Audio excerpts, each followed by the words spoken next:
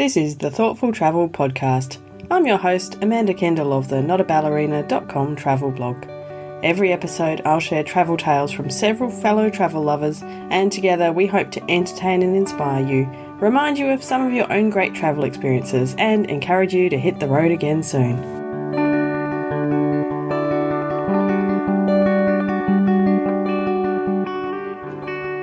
Hello and welcome to episode 262 of the Thoughtful Travel Podcast. This episode is a deep dive episode. I'm chatting with Josie Major and Debbie Clarke of the Good Awaits podcast. Now, I must confess, in the typical way that the internet often works, I actually cannot recall how I first came across their podcast, but I do remember being very excited when I did. Their podcast focuses purely on regenerative tourism, which is something, well, it's very closely aligned with thoughtful travel. And in fact, I have a whole episode on regenerative tourism and regenerative travel coming soon. So you will know more then. But for now, it's enough to know that Debbie and Josie talk about a lot of really interesting ideas. And after listening to most of their first season of their Good Awaits podcast, I knew I had to have them on here. And it was a real pleasure to chat with them. They're both over in New Zealand. And let's go. I started off by asking them how they had originally met. So we met in September 2020 at a tourism design challenge, like a weekend hackathon, where I had pitched this idea about regenerative tourism and how do we define it and how do we measure it. And Josie came in with Good Travel saying, yeah, we're really keen to try and explore that idea, in a weekend, completely unrealistic. But if you know anything about hackathons, you're under pressure and you're trying to create this prototype and present it and do a pitch. And so I think Josie and I realized very quickly that we had wonderful energy and synergy, and very quickly just fell into this really easy working relationship over the course of that weekend. So yeah, it was fantastic, and this is what's come out of it, is this collaborative, from Good Travel and New Zealand Awaits is Good Awaits, the podcast, and some other projects. So it's very exciting. We've actually only met in person the one time. Which is quite bizarre considering how closely we've worked together for the last year. We've only spent a couple of days together in person, which is, I guess, the world we live in now, hey? It is indeed a world now where the boundaries of knowing people online mostly and in person a little versus really knowing them in person, they're very blurred, and I actually lose track of who I've so-called really met. So I'm not surprised that Debbie and Josie are able to put together this podcast and clearly have a close working relationship without having to spend too much time in the same room.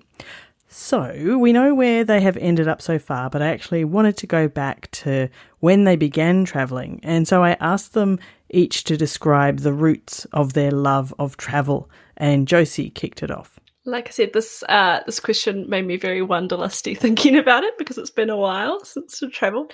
So I've been really fortunate to travel a lot in my life, particularly as a kid. I was traveling as a small child with my parents, so I had lots of adventures that I can't remember, which is unfortunate.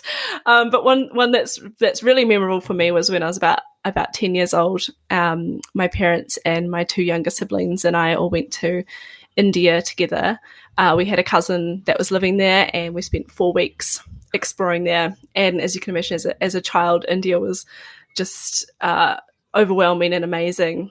People say about India that it's an attack on the senses, and I love that because that's completely what I fell in love with. Like the colours of the saris and kurtas, and the sounds, and the markets, and the smells and the tastes, and so I completely fell in love.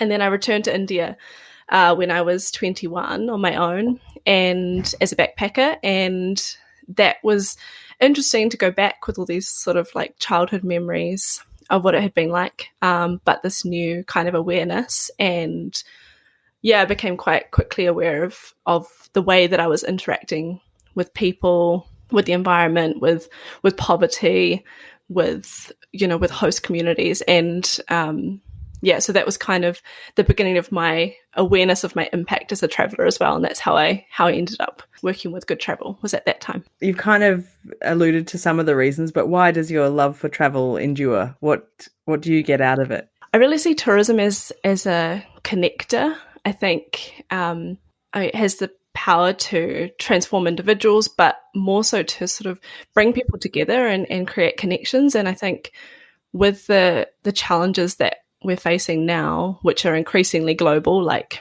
ongoing sort of conflicts, as well as COVID-19, climate crisis, biodiversity crisis, and the social and political division that we're experiencing at the moment, I see kind of all of that as products of the disconnect that we have from each other and from nature as well. And so I guess my love for travel is in its potential to be a part of the solution to those things, in terms of the way that we can act as global citizens, that we can understand each other across cultures, the power it has in terms of storytelling as well, and kind of, stories of place and other people's lived experiences, which, if you start to understand other people's lived experiences, then that can build sort of connection where there was divisions. Yeah, interesting. Yeah, we'll definitely dive deeper into that. But Debbie, can you tell us about how your love of travel began? So my first travel experience was actually with a swim team to Brisbane when I was about 13 or 14. And even though we're so similar in our cultures, we're still very different, right? Australia and New Zealand. And so I remember having fresh pineapple and fresh mangoes. And I'm like, oh my God, what is this country where you can eat fruit like this? But, and then, of course, being a typical Kiwi or Aussie, we all have the big OE, right? The big overseas experience, which I did when I left uni. And that was really amazing and transformative, I think, for me. And I know that word's overused, but it really was, because I was in my 20s. It was a time when I feel very thankful that it was a time where I backpacked through the Middle East, Syria, Jordan, Egypt. I know, it's just amazing that to think about now, the places that we went, and it was myself and a female friend, a girlfriend, and that we were backpacking through those places and hitchhiking and being invited into people's homes. And so having those incredible experiences with locals really shifted how I saw the world. Growing up on a farm in New Zealand, I was a very insular, privileged, upbringing that I didn't realize until you go to some of these countries. And like Josie said, you see poverty and you see the way other people live, and I wasn't as aware at that age of my impact as I would hope that I could be now when I travel. But it certainly did shape my thinking. When you're interacting with people and you're engaging with people, even if you can't speak the same language, that joy that you have from sharing in some of their, whatever it is, whether it's their local food or they're taking you to their local places. And as a backpacker back then, we're talking 30 years ago, you could really do that. And it was magical.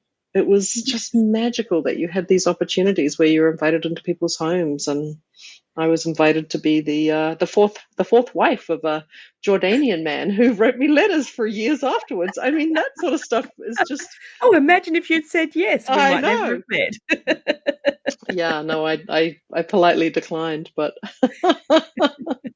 yeah, incredible experiences that I will always treasure and feel so privileged to have had. Yeah, absolutely. I mean, you both mentioned, the connections and meeting people, and I think that's, such an important part. Often, the glossy travel brochures show you the Eiffel Tower or the Colosseum, and they don't really show you what it's like to meet local people, or, just to meet people who have different life experience to you, and the power of that. I always kind of flippantly say, if everyone traveled more, there would be world peace, because we would all, it's very utopian concept, but, because if you just understand people by having met them and talked to them and been in their houses, it's just, absolutely, it's just so different, isn't it? So, yeah. And Debbie, why does your love of travel endure today? For those same reasons, right, that we've just been talking about, that it is the power of travel, that it has the ability to shift our perspective, and to shift how we see the world, and to open our minds, and to show us new ways of living and being in the world. I'm pretty impressed that Josie's parents took her to India when she was 10. I actually contemplated taking my son to India when he would have been 8 or 9, I think, and decided against it at the time. And I still think it might have been a bit too much for him. So, but it would have made a massive and lasting impression, I'm sure. So I'm not surprised that Josie ended up following this career in travel. So the next thing I asked Josie and Debbie was to explain more about the work they've done and then what they've learnt from that work about how we need to change the way we travel. So when I finished uni, I went traveling, and like I said, I was in India and had these experiences of seeing my impact. And so I reached out to a company that I found on Google called Good Travel, and just said, hey, I love your work. Can I get involved? And started out writing a blog for them, and then got involved with the company. And so now I'm working as the New Zealand programs manager for them. So from that came the partnership with Debbie and New Zealand Awaits. So we've been co-hosting the Good Awaits podcast. And I'm also at the moment, I'm doing research with the University of Otago with an associate professor there, Susan Hodge-McKenzie. We're doing research about the destination management planning that's going on in New Zealand at the moment, which is a result of the STAT funding that came out of COVID-19 for the regions. So we're sort of studying the process of that, and particularly in relation to the concept of regenerative tourism and community wellbeing. And Debbie, your brief travel CV? Sure, yeah. So I had a career in education, counselling and special education before I came back to my passion of travel 7 years ago. I returned to New Zealand to found my own company, New Zealand Awaits, an inbound tour operator to take care of LGBTQ, gay, lesbian, bisexual, trans, queer identifying travellers so that they had safe and welcoming experiences when they came to New Zealand. And that was going swimmingly until COVID hit. And then since then, as Josie said, founded the podcast together, created a partnership with Good Travel based on shared values. And we've got some other irons in the fire around regenerative tourism in New Zealand, which we're excited about. Okay, so you guys have some really interesting work backgrounds in the travel space. And so I would love to hear, you guys are going to have more ideas than probably anyone I've spoken to about this. What kind of things need to change about the way we travel? So I think first and foremost, there needs to be a mindset shift. And I'm speaking probably from a traveler perspective or to a traveler perspective, that we need to understand that travel is a privilege, and that carries with it responsibilities to the host communities that we visit. So I think there needs to be a shift away from an entitled, I'm on holiday or I'm on vacation mindset, where we as the travelers get what we want from that holiday, to realizing that we are guests, or as Michelle Holiday says, which I love, that we are grateful pilgrims in someone else's home. I love that, that language. And I've certainly been the entitled, arrogant when I was younger. I'm paying for this, therefore I'm owed to, XYZ as a traveler. So I think it is a journey for all of us. But if we can shift more people into understanding that it is a privilege. And I think it will be particularly more so now since COVID. And I think COVID has empowered communities actually for them to realize that this is their home that travelers are coming to, that visitors are coming to. And so a lot of communities now are very mindful and conscious in their messaging around who they want to invite and what their expectations are of visitors. So I think we're seeing like the Respectful Tourism campaign coming out of Amsterdam, Flanders as well on the way to this. Brand Tasmania is doing some great storytelling about who they are and what type of visitors they want to visit. And Hawaii as well is another one. So I think there's a real shift happening that communities are feeling empowered to say, this is who we are and this is who we'd like to invite. And if your values don't resonate with ours, then perhaps we're not the right destination for you. And I think that's a big shift since COVID. So there's that mindset shift. And then I think logistically, we need to think about traveling closer to home, which I think all of us will do, and is certainly a challenge for New Zealand at the bottom of the world. We are a long-haul destination, obviously, other than Australia. And so for long-haul flights, we need to then think about traveling for longer and slower, staying in a destination for a longer time, to allow for those deeper connections with people in place, and then to reduce that, those carbon emissions it doesn't reduce the carbon emissions, but if we're going for a longer period of time, traveling slower, and traveling less frequently. Yeah. I want to dive into some more of them soon. But Josie, what are your thoughts on this? Yeah, I mean, I agree with everything that Debbie said, particularly around the mindset shift. And I think the key for me is really actually just reassessing what the purpose of travel is. I think at the moment, tourism's based on this model of transactional exchanges. It's really driven by economics and by money. And I think we need to shift this purpose entirely to one that is focused on nurturing communities, thriving communities.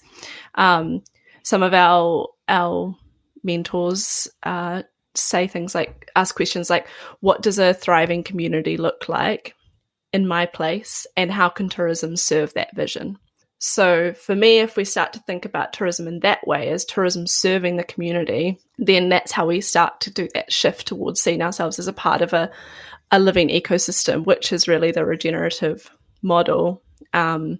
So really it's a shift. I think that the change that needs to happen is a shift from this model based on growth, economics, transactional relationships to one that's centered on community well-being, which is, it's a big shift. I think, huge, yeah, huge shift. It's a huge shift, and it requires a lot of sort of different elements. I think it requires us to think more about working and living within the boundaries of nature, which we haven't been as an industry or as general society.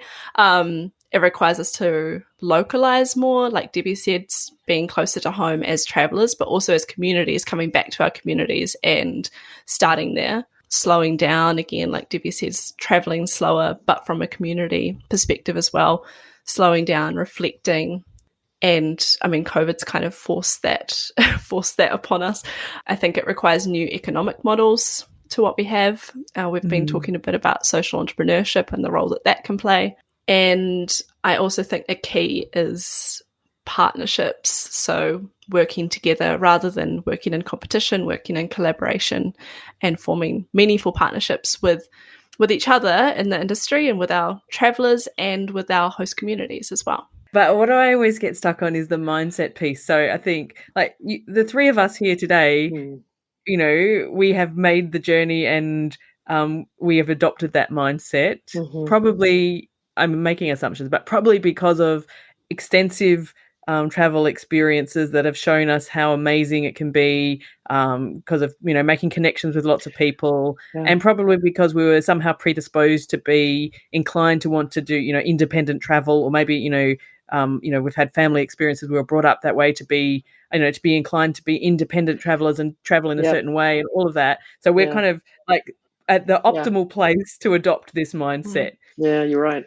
Yep. So how do we bring like lots of other people? Because I think I talk to lots of people who, if I talk to them about this stuff, they, you know, like while they're at home and they're thinking about this, yes, it makes a lot of sense, you know, but a lot of people flip that switch when they're going on holidays. It's something that, or traveling, it's something that they're spending quite a lot of money on, that they probably only do once a year or every 2 years.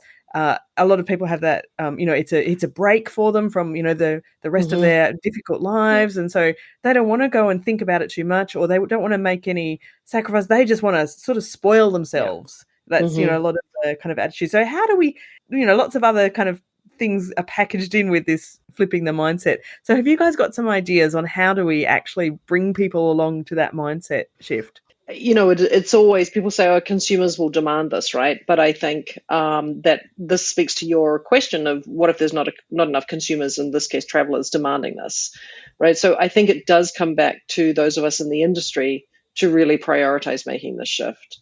And I do think that as communities become more empowered, for us to have social license to operate in those communities, we need to be doing it the right way. And I think communities will be demanding that more of those of us in the industry than has happened in the past. So, you know, and I think it's great. You know, as an inbound tour operator, I was acting as an agent for inbound travelers, working with local partners. And, you know, conversations like we've had with Nadine, who was one of the guests on our podcast, she said that she was talking about how it had become quite cutthroat, that, you know, agents were requiring higher commissions and, you know, more, you know, give us more for less, and not really valuing what the local partner was offering. And I think she and others are probably going to be saying we're not necessarily going to want to work with those agents in the future. So I think as we come back from COVID, there will be shifts. There will still be people who will be just about volume and low value, inexpensive, low value, high volume. But I think there'll be a lot more people who are saying, no, actually, I may not want to work with that agent or with, someone else in that distribution chain, because what they were wanting me to do is not really what nourishes me anymore, or my business or my community. So I think we will see that travel will potentially cost more than it has in the past, because local hosts in the communities will feel that the value that they are offering does warrant a certain price tag. So that's one piece. The other thing, Josie, I don't know if you want to speak to, we were talking about sort of infrastructure requirements and your experience recently with your little getaway you had, and how, as much as you wanted to be a good traveler, it was challenging at times. So I went on a short road trip recently, and I had this vision of it being a really, light footprint sort of trip, and we're gonna camp, and we're gonna stay at a couple of these like really beautiful places, do some dock walks, stay at Kohutapu Lodge with Nadine, etc. But despite all my best intentions, the weather decided to pack in, and we got stuck in this storm essentially. So it meant that we were driving further to try and avoid the weather, which I was trying to reduce the amount that we were, driving to reduce our emissions. We were having to stay at places that I would never have stayed because we had to shelter from the storm, and we were trying to travel on a budget. So it was like, even though I spend all day, every day talking about regenerative tourism, the weather comes in. As a traveler, I can't do it. Like, how do I do it? And it's for me, it was a real eye opener about that. We can't put this pressure on the traveler. We have to make it easy for people, otherwise it's not going to happen. Even someone like me, that this is my like day job. If I can't do it in that situation under pressure, then other people, we can't expect that of other people. And you really, really want to do it. I really, really want to. And for other people, it's just maybe a nice to do. Yeah. And it makes me a hypocrite, But we're all on a journey. It makes you realistic. These things happen. But I think the key, and sort of adding on to what Debbie was saying as well, like I think the places where we're actually starting to see the shift is the places where the communities have been given the chance to think about this question about what does it look like for them to thrive. Because as soon as communities kind of figure that out for themselves, then they don't want anything less. Like something one of our podcast guests talked about, Michelle Holiday, she said, we're starting to ask for community well-being being the primary purpose of tourism. And she was like, why would you do it otherwise? Like if tourists coming in, if someone comes over to your house and leaves it in a worse condition than when they, before they came, then you would never invite them over. So why would you would never invite them back? Exactly. I think that's a great analogy. Yeah, I think the places that we're seeing the change is where communities are being given that chance to think about what it looks like for them to thrive, and then to try and think about tourism's role in that. So I think a big part of the shift, and I think Debbie was kind of speaking to this too, is for the industry to really take that responsibility to see ourselves as part of those communities and to serve that vision of the bigger community rather than operate in our silos, as we usually do. And I think, there are certainly people in the industry who want to go back to business as usual.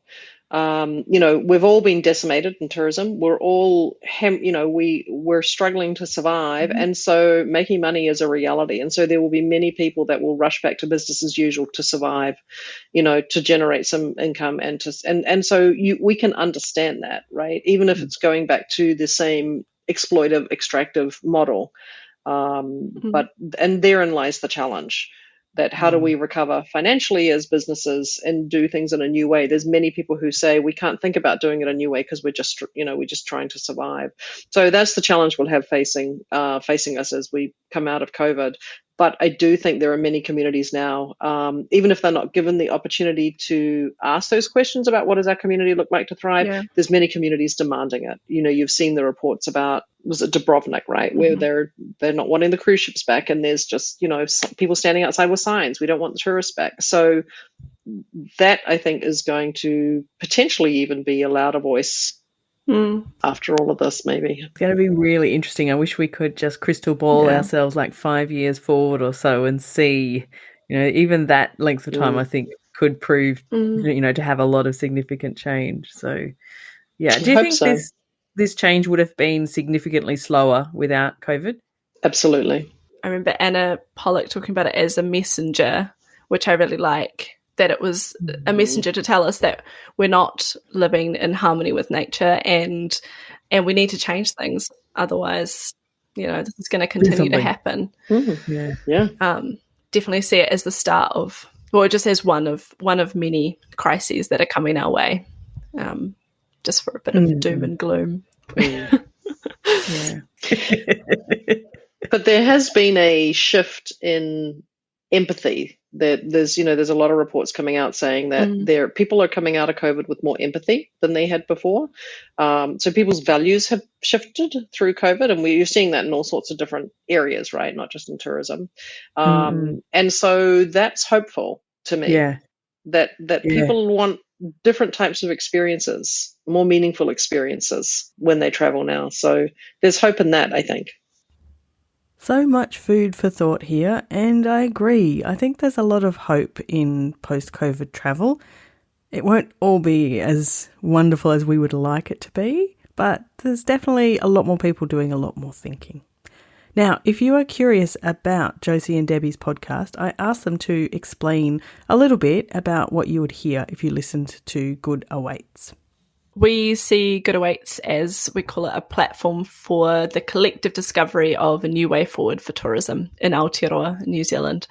So we did 10 interviews, and then we did a season harvest, which was kind of like our summary episode. And we were interviewing pioneers and practitioners of regenerative tourism, as we like to call them. And each episode we had one guest, and then we had a harvest at the end of each episode, which was kind of a time for us to reflect on that, digest part of it. And so if you do listen to the podcast, you'll hear us kind of unpacking what's been said during the episode as a way to try and kind of deepen the understanding and create an offering for our listeners as well to something to think about. So I also obviously recommend listening to the Good Awaits podcast. It's definitely worth a listen. And I believe it looks highly likely there will be a second season soonish or at some stage. So I'm looking forward to that as well. So that's it. Thank you so much for listening to episode 262 of the Thoughtful Travel podcast. Huge thank you to Josie Major and Debbie Clarke for their time. It was really fun to chat with them. Links that where you can find out a bit more. There's a website for the Good Awaits podcast at goodawaits.podbean.com. You can find out more about good travel where Josie sits at www.good-travel.org, and more about Debbie's company New Zealand Awaits at newzealandawaits.com. Of course, come and chat in our groups, either the Facebook group for Thoughtful Travellers, just search for Thoughtful Travellers in Facebook and you'll find us, and for the LinkedIn group, the easiest way is to hit notaballerina.com/LinkedIn and you'll be redirected. Now, all of these links are also in the show notes. And for this episode, those show notes are at notaballerina.com/262. So as always, thank you so much for listening.